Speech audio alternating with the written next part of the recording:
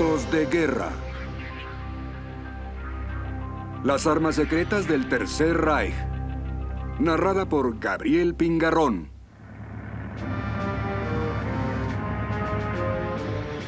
A principios de mayo de 1940, las valerosas fuerzas armadas del Wehrmacht marcharon a Occidente y arrasaron con todo a su paso. En menos de 3 semanas, Bélgica, Holanda y Luxemburgo fueron víctimas del veloz movimiento del Blitzkrieg nazi.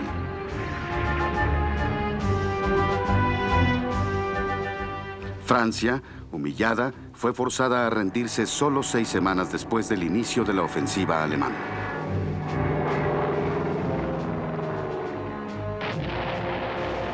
La maquinaria de guerra nazi parecía invencible. Solo la acosada Gran Bretaña se interponía entre Adolfo Hitler y el dominio total de Europa. El asombroso éxito del Blitzkrieg nazi, o la guerra relámpago, se debió principalmente a la ejecución de tácticas revolucionarias. Pero existía la evidencia de que el monstruo destructivo alemán pronto podría ser cuestionado por una ominosa y nueva tendencia, armas secretas tan sofisticadas que resultaban imposibles de creer. Se escuchaban advertencias sobre cohetes gigantescos que podían viajar al espacio y precipitarse sobre sus objetivos a muchos cientos de kilómetros de distancia. Existían rumores sobre rayos electrónicos capaces de guiar a los bombarderos hacia sus objetivos en la oscuridad o el mal tiempo. Incluso se hablaba de bombas guiadas que podían ser dirigidas exactamente hacia sus blancos en la superficie. En noviembre de 1939, en la oficina del agregado naval británico en Oslo, Noruega, fue encontrado un paquete misterioso. Nadie supo de dónde había salido o quién lo había entregado, pero contenía información difícil de creer.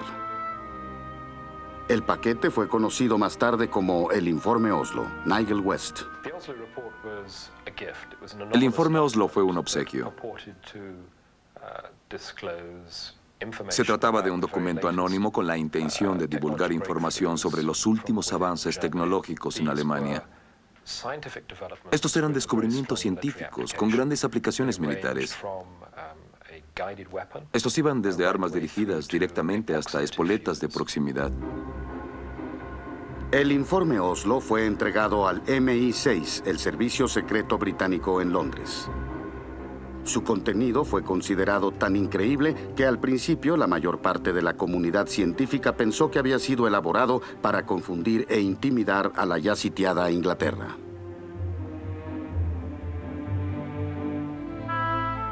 El informe pasó después a las manos del doctor Reginald V. Jones, el brillante científico y consejero del Ministerio de Aviación, Anthony K. Brown. Cuando Reginald V. Jones recibió una copia del informe de Oslo, sin duda sintió una gran emoción. Fue capaz de advertir la autenticidad del documento, pero fue el único en todo Londres que lo hizo. Supo que tenía un tesoro en las manos. El Dr. Jones era un joven científico a quien el Ministerio de Aviación había solicitado ayuda para la selección e interpretación de la información secreta sobre la tecnología militar alemana. El Dr. Jones tenía una habilidad intuitiva para determinar, a partir de la más mínima evidencia, de qué nueva arma alemana podría tratarse. Jones consideró que el informe de Oslo podía ser auténtico. Convenció a su jefe, el general Sir Stuart Mengus, jefe del Servicio Secreto Británico, para que autorizara medidas preventivas para enfrentar las armas secretas descritas en el informe. Reginald V. Jones demostró ser un maestro en el diseño de medidas preventivas. En particular, es famoso por el hecho de que logró desviar el rayo que guiaba a los bombarderos alemanes. Tras haber sido derrotados en la batalla de Inglaterra, la Luftwaffe cambió sus campañas de bombardeo, del apoyo diurno al nocturno, para ser menos vulnerables a los ataques de la RAF. Para sorpresa de los ingleses, las bombas alemanas parecían misteriosamente precisas durante los ataques nocturnos. El Ministerio de Aviación descubrió el misterio tras derribar un bombardero enemigo. descubrieron la evidencia de un sistema electrónico diseñado para guiar a los bombarderos hacia sus blancos. Walter Boyne. Esto se mencionaba en el informe Oslo, y al aparecer la evidencia, Jones volvió a revisar el informe Oslo. Vio lo que ahí se decía y posteriormente, a partir de la evidencia, analizó qué podría estar sucediendo. Así descubrió que los alemanes estaban usando algo llamado Nickbein.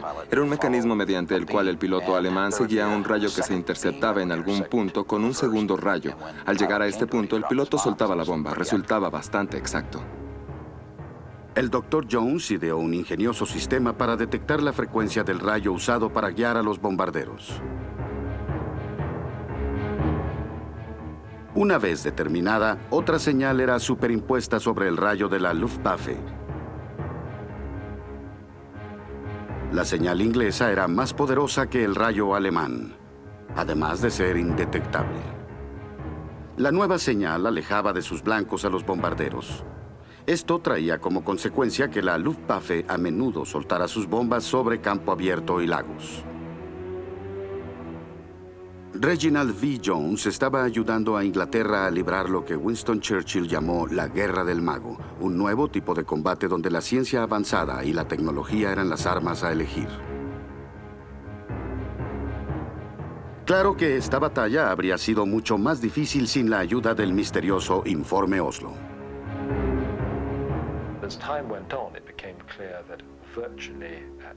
Con el paso del tiempo, resultó claro que prácticamente todo el contenido de ese documento era auténtico. Se identificaba a Peenemünde como la base en donde se estaban fabricando los proyectiles dirigidos alemanes. También contenía toda una serie de puntos que resultaron ser verídicos. Hasta el día de hoy se desconoce al autor del Informe Oslo. Estaba firmado por alguien que se llamó a sí mismo un científico bien intencionado. Su verdadera identidad será para siempre un secreto de guerra. A medida que la guerra avanzó, se hizo más claro que la aplicación de la ciencia y la tecnología moldearía su resultado. Alemania había disfrutado desde años atrás de una gran reputación en el campo de la investigación científica y la ingeniería de precisión. Después de que Hitler subió al poder en 1932, ordenó que tanto la comunidad científica como la comunidad industrial del Reich aplicaran la ciencia en la creación de nuevos y avanzados sistemas armamentistas. Brian Ford. Lo que en realidad estaban haciendo los alemanes al comenzar a desarrollar sus armas secretas era sentar las bases para lo que sería la guerra en los siguientes años del siglo XX. Ahora, esas armas secretas o sus descendientes directos están por todas partes. Paul Bieber. Creo que no cabe duda que lo que hoy llamamos armas inteligentes fueron inventadas, al menos operacionalmente, por los alemanes. Antes que terminara la guerra, los científicos alemanes crearon la primera bomba inteligente del mundo, Fritz X. El primer misil de crucero, el V-1. El primer jet de combate operacional, el ME-262.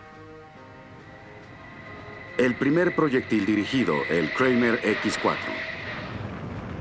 El primer misil antiaéreo, el Wasserfall, y muchas otras increíbles innovaciones. Ian Hogg. Los científicos alemanes tenían una buena reputación de ser ingenuos. Tuvieron ideas que nadie más tuvo. Desarrollaron tecnologías que nadie más desarrolló. Si el sistema alemán presentó fallas, ciertamente no fueron responsabilidad de los científicos. Estaban haciendo un muy buen trabajo. Irónicamente, el hombre que impidió que los científicos alemanes arrasaran completamente con los ingleses fue Adolfo Hitler. En julio de 1940, el Führer confiaba tanto en que la guerra terminaría para el final de 1941 que prohibió el desarrollo de cualquier arma defensiva o de cualquier nuevo sistema armamenticio que no pudiera terminarse antes de 12 meses. Eso detuvo por completo el desarrollo del radar. Impidió el desarrollo de los proyectiles dirigidos e impidió el desarrollo de muchas otras cosas.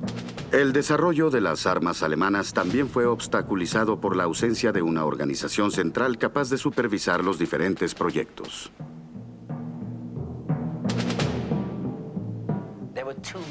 Demasiadas personas estaban tomando las decisiones. Tenían 4 o 5 oficinas independientes, cada una de las cuales decía representar a Adolfo Hitler. Eran personas investigando el mismo problema y duplicando sus esfuerzos por toda Alemania. En términos de eficiencia organizacional, era un completo desastre. Y por lo tanto, hacia el final de la guerra, había 53 proyectos de misiles diferentes. Había 27 tipos distintos de radares. Existían algo así como 35 bocetos diferentes de espoletas de proximidad, todos realizados por diferentes personas que no se hablaban entre ellas. A pesar de la dificultad de trabajar en el políticamente turbulento y complicado medio ambiente de la Alemania nazi, los científicos alemanes se anticiparon al futuro de la guerra. En 1939 crearon el HS-293 y así nació un nuevo tipo de arma.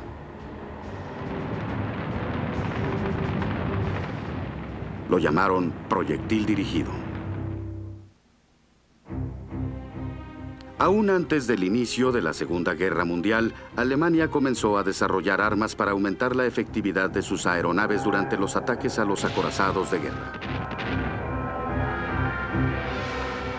El bombardeo en picada dio algunos resultados, pero los aviones de ataque eran muy vulnerables al fuego antiaéreo. Aunque era relativamente más seguro bombardear desde altitudes mayores, resultaba casi imposible acertar sobre un barco a toda velocidad. En 1939, la compañía aérea alemana Henschel comenzó a desarrollar una solución única para este problema. Se trataba del HS-293, el primer proyectil dirigido del mundo. La premisa básica es muy sencilla. Se deja caer la bomba y el observador de la aeronave la guía hacia el blanco y ¡bang! Se usaron mucho contra los barcos. Incluso lograron hundir buques. Los alemanes fueron los primeros en desarrollar armas dirigidas y a distancia. Estuvieron muy cerca de desarrollar armas que hoy reconoceríamos como armas de precisión. En agosto de 1943, la corbeta británica Egret fue hundida por un HS-293 en la bahía de Vizcaya. Nunca alguien había visto algo parecido.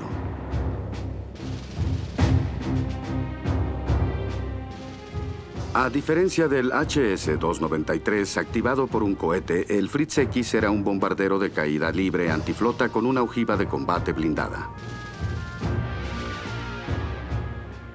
También tenía las alas y la cola controladas por radio, que un operador podía operar mediante una palanca. Esto permitía que el operador pudiera volar con el Fritz X directamente hasta el blanco.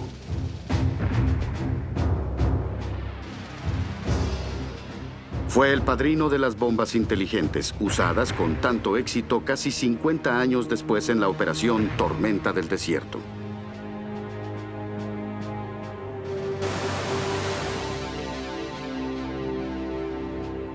El pavoroso potencial de la nueva arma inteligente del Reich no se perdió en los aliados. Los alemanes nos lanzaron su nueva arma secreta. Se trata del arma mortal diseñada especialmente para arrasar con barcos, una bomba voladora. Es lanzada desde un avión y después es guiada por ondas de radio hasta su objetivo. Durante la batalla de Anzio, la Armada norteamericana tomó una nueva medida en contra de las bombas voladoras. Chris Curry.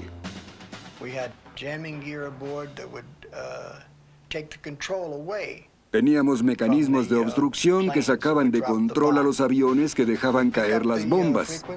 Localizábamos la frecuencia, la probábamos a través de un osciloscopio, después pasaba al transmisor e interceptábamos esa frecuencia para que el transmisor de ellos no tuviera efecto alguno.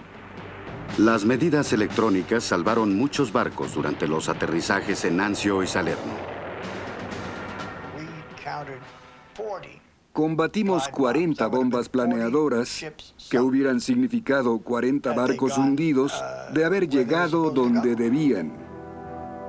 Para prevenir los efectos de interferencia electrónica, los diseñadores alemanes crearon armas a control remoto imposibles de interceptar, los primeros equipos teledirigidos.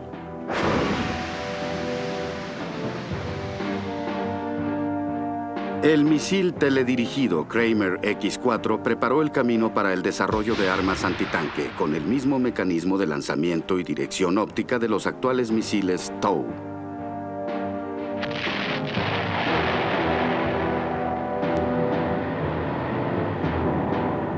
Una de las desventajas de usar estas armas inteligentes era que la plataforma de lanzamiento debía permanecer por encima del blanco mientras el arma era guiada hacia el barco. Esto hizo que los bombarderos se hicieran vulnerables a las armas antiaéreas y a los ataques de aviones de combate. Brian Quarry.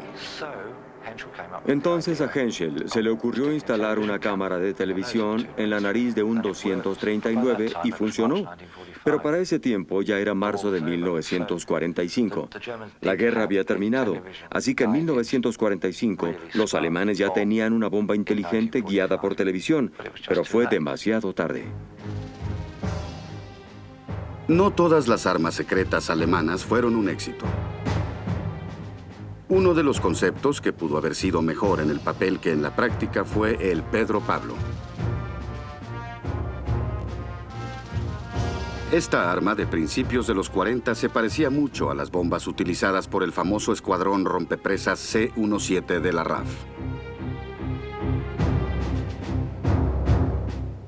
La bomba Pedro Pablo pretendía reemplazar al torpedo que se dejaba caer desde el aire. También se desarrolló una versión impulsada por un cohete. Pero durante las pruebas jamás logró acertar en un blanco estacionario.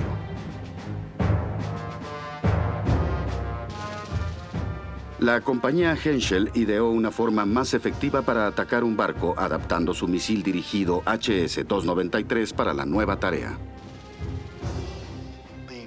Las alas estaban acanaladas, al igual que la cola, para que al volar hacia el agua, frente al barco o a los costados del barco, al golpear contra el agua, las alas y la cola pudieran doblarse para tener una forma perfectamente alineada que entraría al agua y golpearía el casco y le haría un hueco por debajo de la línea de flotación.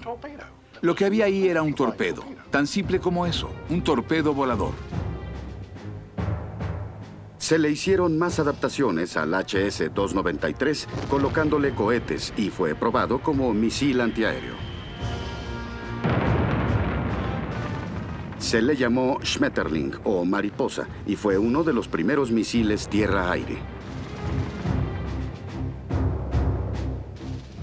Otro de los primeros misiles tierra-aire fue el Wasserfall o cascada.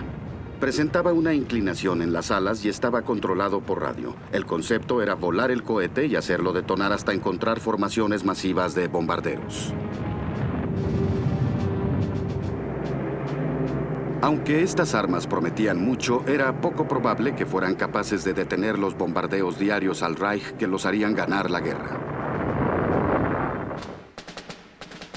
Hitler necesitaba un arma milagrosa que pudiera obligar a Inglaterra a negociar la paz. A principios de 1943, creyó que la había encontrado. Se trataba del V-2, el primer proyectil balístico del mundo. Una vez lanzado hacia su objetivo, no podía ser detenido.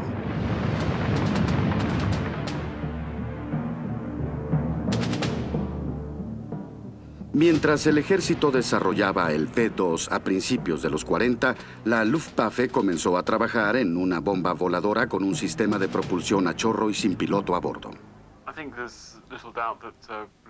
Creo que no queda duda que la inteligencia británica estaba desarrollando algún tipo de bomba voladora.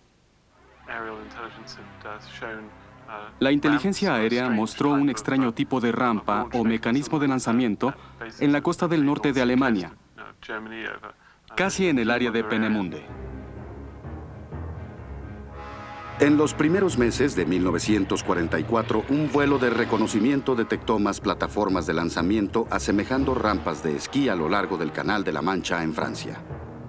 Después de un análisis detallado, se descubrió que todas estaban dirigidas hacia Londres. Las estipulaciones del Tratado de Versalles no permitían que tuvieran artillería pesada. Entonces pensaron, si no podemos tener artillería pesada, ¿qué vamos a hacer? Lo pensaron un poco y dijeron, ya está, cohetes.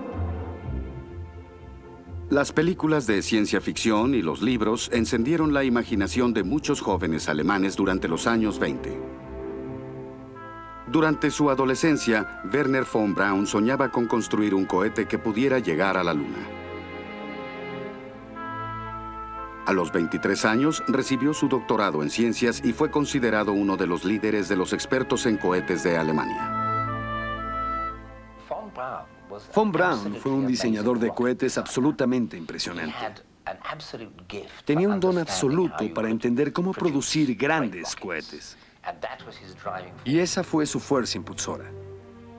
Von Braun y su grupo habían tenido algunos éxitos en el lanzamiento de pequeños cohetes de combustible líquido, y esto atrajo la atención del ejército alemán.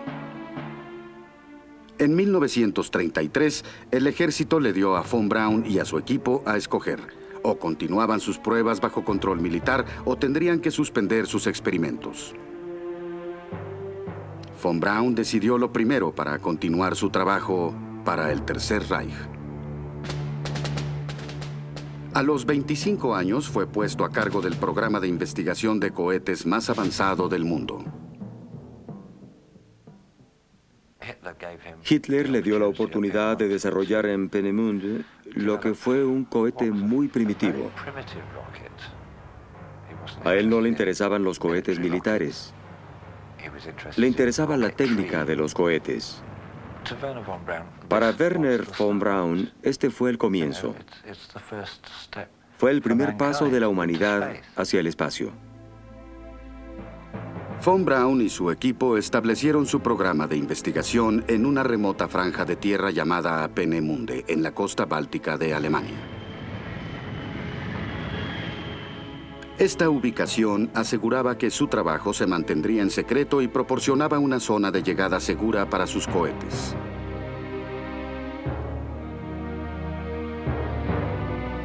Comenzaron a enfrentar los intrincamientos de construir enormes cohetes de combustible líquido. Con el tiempo, los diferentes sistemas de dirección, combustible y motores fueron probados una y otra vez. Se hicieron muchas innovaciones impresionantes mediante prueba y error.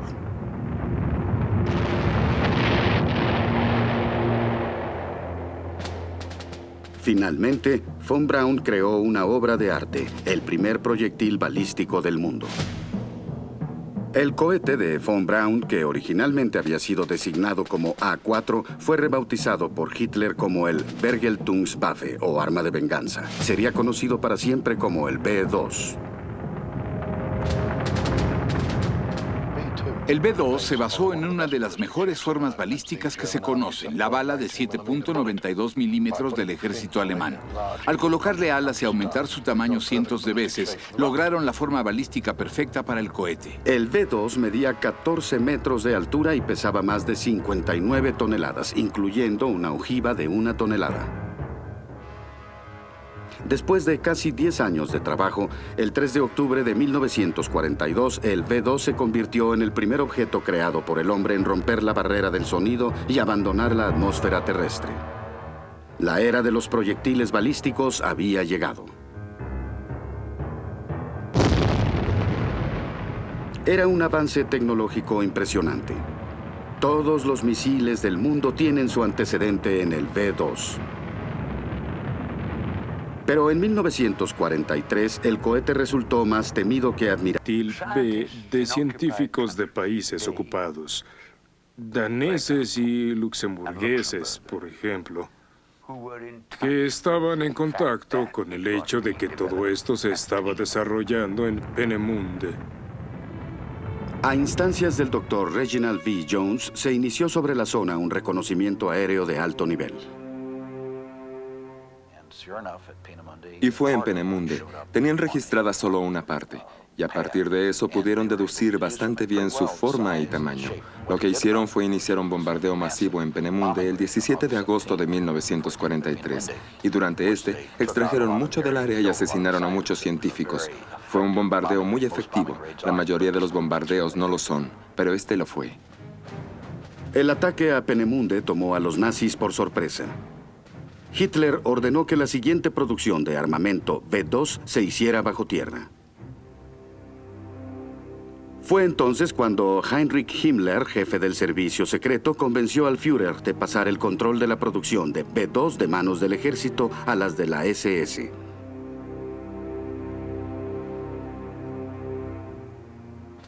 La nueva planta secreta de ensamblaje del V2 fue montada bajo las montañas Harz, cerca del poblado de Nordhausen. La SS también proporcionó la fuerza de trabajo para la nueva instalación de Mittelwerk. Eran trabajadores esclavos de los campos de concentración vecinos de Dora y Buchenwald. Cuando von Braun expresó su consternación por la SS y sus métodos, Himmler lo envió a la cárcel una semana. El hecho de que von Braun fuera indispensable fue probablemente lo que le salvó la vida.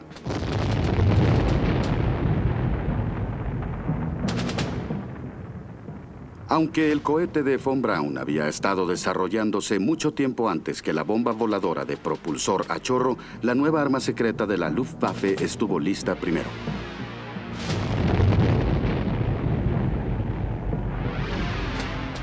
Como resultado de ello, Hitler la convirtió en la primera de sus armas de venganza o Vergeltungswaffe. Muy pronto fue conocida como V1. Medía casi 8 metros y contenía cerca de 1 tonelada de explosivos. El V1 por sí solo es un diseño sencillo e inteligente. Lo importante era tener algo que pudiera construirse rápidamente, que fuera económico y fungible. En realidad era solo una pequeña bomba con alas. No podía controlar la dirección de su vuelo. Pero el motor que tenía en la parte posterior era el motor más perfecto que hayan imaginado. Se le llamó pulso-reactor. El pulso-reactor era un simple tubo en cuyo interior se rociaba el combustible y se provocaba la ignición. No tenía complicadas aspas giratorias como las del motor de propulsión tradicional. El V1 era arrojado desde un avión o lanzado mediante una catapulta a vapor.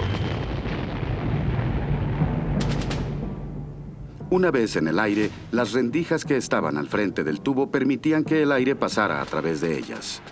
Al mezclarse con el combustible en la cámara de combustión, explotaba. Esto provocaba que las rendijas se cerraran, enviando el impacto hacia la parte posterior del tubo, impulsando al V1 hacia adelante. Y se obtenía una serie de explosiones, quizá 40, 50, 60 por minuto. Entonces provocaba un ruido inconfundible e inolvidable a medida que se movía por los aires. El V1 tenía un pequeño propulsor al frente, conectado a un odómetro ajustado a una cierta distancia. Cuando el propulsor llegaba a un número predeterminado de revoluciones, el suministro de combustible era suspendido y el V1 caía hacia su objetivo.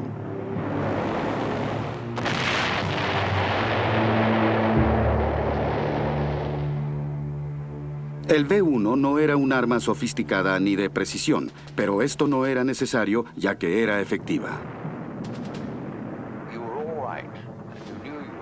Todo estaba bien mientras pudieras escuchar el ruido que hacía cuando estaba en el cielo. En el momento en que el pat-pat-pat dejaba de escucharse, la bomba ya iba camino abajo y era el momento para esconderte.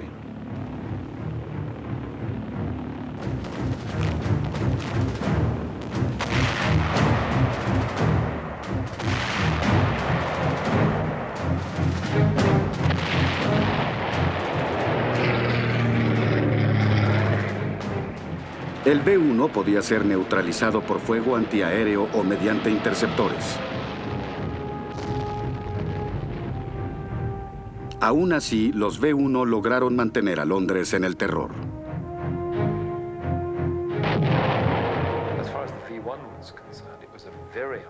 En lo que respecta al B-1, causaba un impacto muy desagradable, no solo por su impacto táctico, sino porque era una verdadera arma de terror.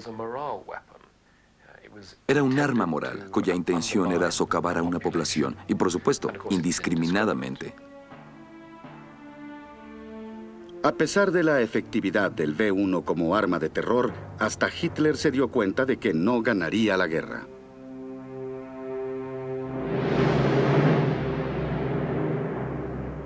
Un solo ataque aliado integrado por 1000 aviones bombarderos dejó caer más explosivos en una misión que todos los ataques con B-1 sumados. El B-2 también tuvo poco impacto estratégico durante el desenlace de la guerra.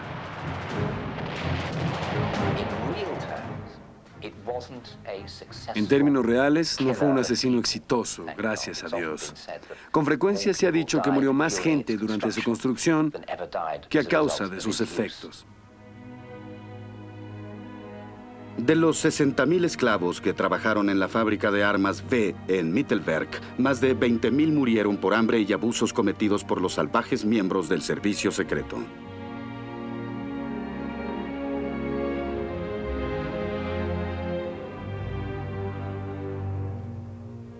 Después de la guerra, von Braun y sus mejores hombres fueron llevados a Norteamérica para continuar sus investigaciones para el ejército de los Estados Unidos. Von Braun se hizo ciudadano norteamericano y encabezó el programa de misiles de los Estados Unidos. En 1958, su cohete Redstone puso en órbita al primer satélite norteamericano. Finalmente, von Braun fue nombrado director de la NASA. En 1969 logró hacer su sueño realidad cuando su gigante, el Saturno V, llevó al hombre a la Luna.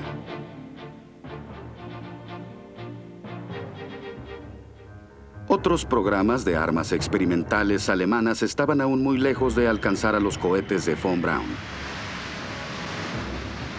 A principios de 1944, la aeronave de guerra más extraordinaria entró a escena en los cielos alemanes. Para el asombro de las tripulaciones de los bombarderos aliados, la era del jet había llegado. Algunos de los proyectos más secretos de la Alemania nazi giraron en torno a la creación de una nueva y revolucionaria aeronave impulsada por motores de propulsión a chorro o por cohetes. La primera evidencia de estos proyectos salió a la luz después de una útil pista que salió de la propia instalación secreta de la RAF en Boscombe Down, Brian Quarry. La inteligencia británica sabía que los alemanes estaban desarrollando aviones movidos a propulsión o con cohetes, porque las fotografías de reconocimiento de Peenemünde mostraban unas extrañas sombras negras sobre las pistas que los había inquietado mucho. Y después alguien de la RAF en Boscombe Down dijo, estamos experimentando con jets y dejan el mismo tipo de huella en la tierra. Entonces, para marzo de 1943, ya sabíamos que los alemanes estaban haciendo pruebas con jets. Este asombroso descubrimiento por parte de la inteligencia confirmaba los informes de trabajadores extranjeros simpatizantes sobre los extraños aviones sin propulsores. Esto causó un efecto inmediato en la Real Fuerza Aérea, Paul Beaver. Esto se tradujo en que los ingleses aceleraron su jet caza, el Meteoro. Entró en acción en julio de 1944. Para el final de la guerra ya tenían 200 y se realizaron batallas entre jets. Eran las primeras de este tipo que se libraban en 1945 sobre Alemania. Irónicamente, ambos países pudieron haber puesto en acción a sus jets antes que la guerra comenzara. En 1930, Frank Whittle había presentado su motor a chorro al Ministerio de Aviación. Pero el ministerio consideró que el nuevo motor representaba un gasto innecesario. El alto mando de la Luftwaffe estuvo presente cuando el jet experimental de Ernst Heinkel, el HE-178, hizo historia el 27 de agosto de 1939. Ese día voló por primera vez el primer jet, Brian Ford. Imaginen a todos en la Luftwaffe diciendo, es maravilloso, adelante, hijos míos. ¿Pero fue así? Claro que no. Era ilógico que decidieran costear jets para Alemania durante los años clave de la Segunda Guerra Mundial. La Luftwaffe estaba bastante conforme con sus aviones de combate estándar, los Messerschmitt o ME-109. Al alto mando no le interesaba un motor a chorro, a pesar del hecho de que podría mejorar dramáticamente el desempeño y velocidad de un avión de combate. Lo peor fue que cuando estos proyectos fueron detenidos, muchos de los científicos y de los ingenieros que habían trabajado en ellos terminaron en el ejército y fueron enviados al frente ruso. No fue sino hasta 1943 cuando se levantó la prohibición a las pruebas. Ian Hogg. En primer lugar, tuvieron que ir a buscar a todos los científicos que aún estaban escondidos en las trincheras en Rusia y que no habían sido asesinados. Después, traerlos de regreso para volver a comenzar los programas de investigación. Esos 2 años fueron determinantes. De no haber existido esta prohibición, solo Dios sabe lo que hubiera pasado. Uno de los programas de armamento que fue demorado significativamente fue el del jet caza ME-262. Con una velocidad de 200 kilómetros por hora mayor a la del mejor avión de combate aliado, pudo haber sido un factor decisivo en la guerra de haberse usado antes. No cabe duda que de haberse usado los jets en la batalla de Inglaterra, hubieran podido arrasar con la Real Fuerza Aérea, y la invasión habría sido mucho más sencilla. De hecho, la invasión habría ocurrido. Al suspender la prohibición, la industria aérea alemana trató de recuperar el tiempo perdido. Sin embargo, el Reich estaba siendo víctima de bombardeos estratégicos por parte de la Fuerza Aérea estadounidense y la Real Fuerza Aérea las 24 horas del día. En medio de este ambiente caótico, Messerschmitt pudo crear el ME-163 Comet, el primer avión en el mundo impulsado por cohetes.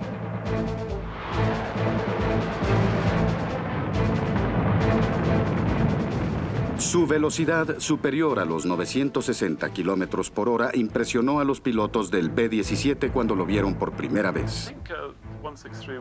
Creo que el 163 fue efectivo durante su etapa inicial. Cuando apareció por primera vez contra los bombarderos B-17, fue visto como un arma de terror y con capacidad desmoralizante. Creo que en ese momento, los aliados se dieron cuenta de que era un arma a la que no podrían enfrentarse. No podían interceptarla. Mientras el ME-163 era atacado con cañones y cohetes, este se escabullía entre las formaciones de los bombarderos B-17 destruyéndolos en el camino. Entonces bajaba para cargar más combustible y subía para seguir atacando.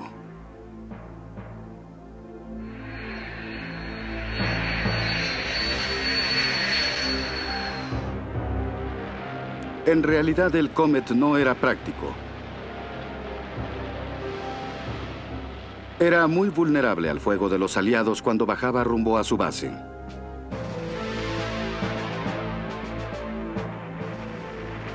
Pero su aparición fue tan sorpresiva que acabó con la confianza de los hombres que lo enfrentaron. Los pilotos de los bombarderos no habían sido advertidos de la existencia de estos aviones cohetes, ya que los aliados prácticamente no sabían nada al respecto. Los diseñadores alemanes crearon muchas otras avanzadas aeronaves secretas. El HE-162 de Henschel mostró grandes potenciales y lanzó al mundo el primer asiento proyectable. El bombardero de reconocimiento con motor a chorro, el 234 Blitz de Arado, era capaz de volar más rápido y más alto que cualquier avión de combate aliado. Pero como muchas otras armas secretas alemanas, llegó demasiado tarde como para causar algún impacto.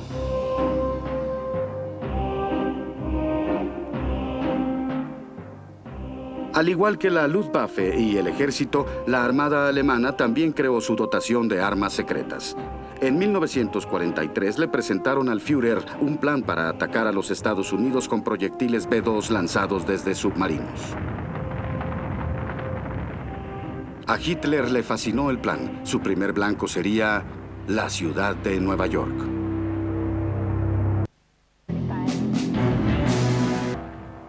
Gran parte de la visión militar de Adolfo Hitler fue adquirida durante su experiencia como soldado de infantería durante la Primera Guerra Mundial.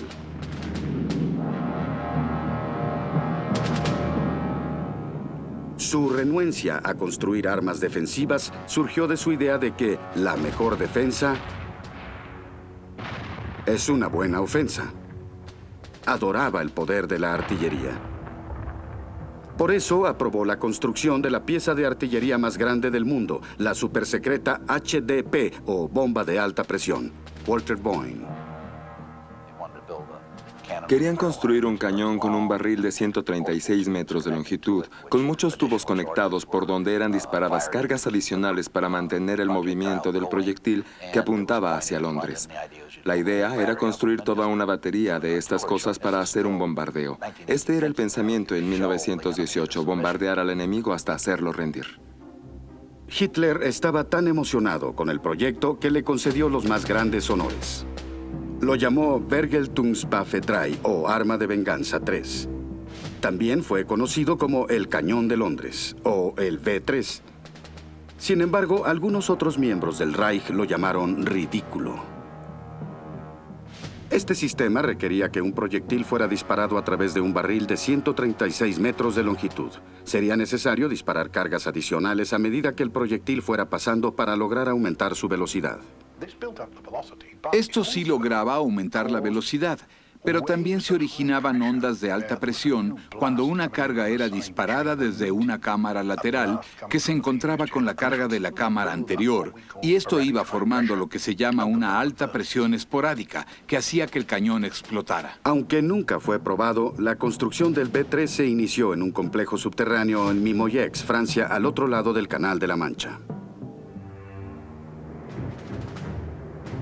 En 1944, los aliados iniciaron su campaña de bombardeos para destruir los puntos de lanzamiento de los V2 y V1 en Francia. Al descubrir las vías del tren que conducían a la instalación subterránea, la bombardearon. El daño fue tan severo que el proyecto fue suspendido. El V3 jamás disparó un solo proyectil. La inteligencia aliada no tenía conocimiento del V3 o Cañón de Londres hasta que el sitio destruido fue inspeccionado después de la invasión en el paso de Calais al noreste de Francia. Cuando el sitio de Mimoyex fue capturado, De Gaulle observó y dijo: «Dios mío, no sabíamos nada de esto. ¡Qué maravilloso artefacto!» Y Churchill dijo: «Destrúyanlo. No quiero esa cosa apuntando hacia Inglaterra, no importa en manos de quién esté». La Armada alemana también construyó toda una variedad de armas secretas, incluyendo una serie de submarinos diminutos. Paul Kemp. Durante la primavera y el principio del verano de 1944, se enfrentaron a una invasión aliada a través del canal, y entonces se puso en acción una pequeña unidad de la Armada alemana, el Kleinkampfband. Pequeñas unidades que empleaban submarinos de una sola plaza y también lanchas de motor explosivas, lanchas cargadas con potentes explosivos que eran dirigidos hacia los barcos aliados. Se fijaban los controles y el operador saltaba fuera de borda, y el artefacto seguía adelante directo a su destrucción. Los submarinos de un solo hombre fueron en realidad armas derivadas de la desesperación. Es lo mejor que se puede decir de ellos. El Seahund o Foca medía 11 metros y podía llevar 2 tripulantes.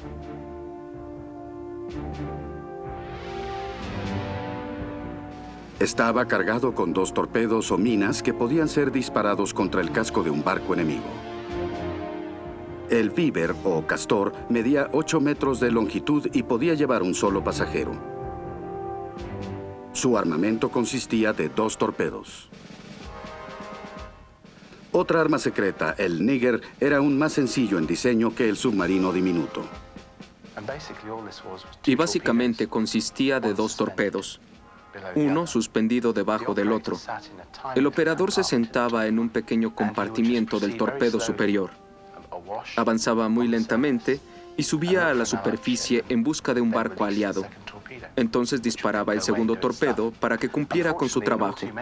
Infortunadamente, en la mayoría de los casos, el segundo torpedo no salía disparado y esto llevaba a ambos torpedos a la destrucción. No cabe duda de la valentía de los hombres que conducían estos artefactos. Más de 150 de los 200 Nigar construidos fueron perdidos en el mar.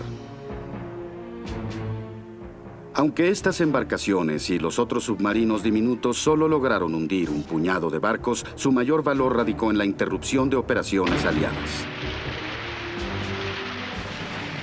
Se necesitaron más de 300 barcos y 2.500 hombres para defender el desembarco en Normandía de estos pequeños artefactos.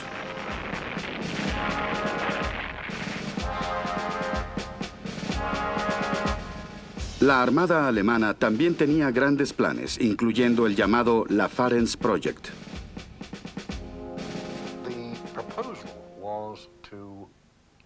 La propuesta consistía en que los submarinos alemanes remolcaran cohetes B-2 en contenedores y al llegar a una distancia conveniente de la ciudad de Nueva York o Washington o algo así, inundaran sus tanques hasta que los cilindros salieran por un costado para después disparar los proyectiles B-2. Este plan fue solo un sueño fantástico de la Armada alemana. De hecho, hicieron algunas pruebas para ver si era factible. Para mediados de 1942, los submarinos U-511 dispararon 3 proyectiles B-2 desde el fondo del mar. Esa era la primera vez que se hacía algo así. Aunque este proyecto fue abandonado, los victoriosos aliados no perdieron el concepto de los misiles balísticos lanzados desde submarinos. En la actualidad, los barcos más poderosos de los Estados Unidos y de la Armada rusa son submarinos capaces de transportar misiles intercontinentales armados con cabezas nucleares.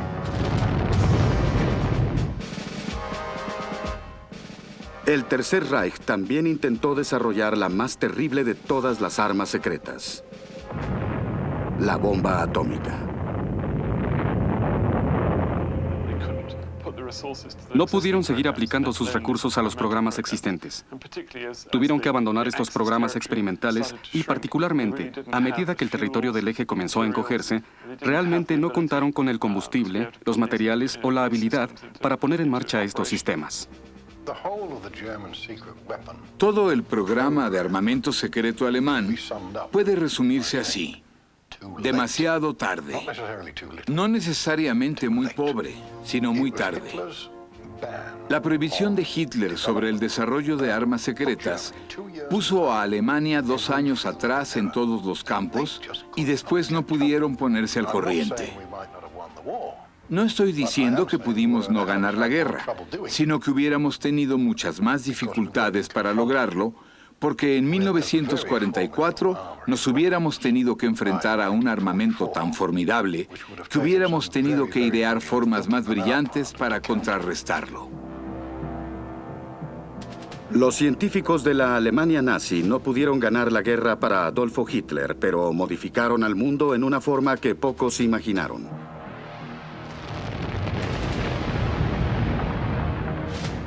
Sus cohetes B-2 llevaron al desarrollo del proyectil balístico intercontinental que constituye la base nuclear de las superpotencias actuales.